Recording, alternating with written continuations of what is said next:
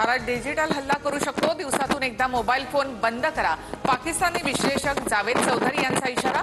तर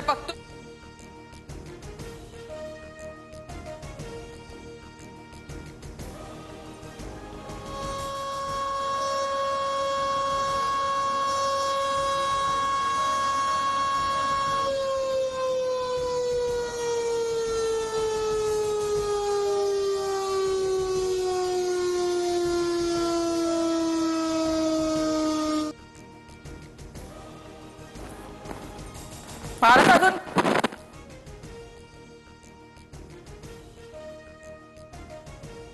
लढाई सुरूच राहील, कोणालाही सोडणार नाही। पहलगाममधील हल्लेखोरांना योग्य शिक्षा मिळणार। पहलगाममधील हल्ल्यावरून गृहमंत्री अमित शहा यांचा इशारा।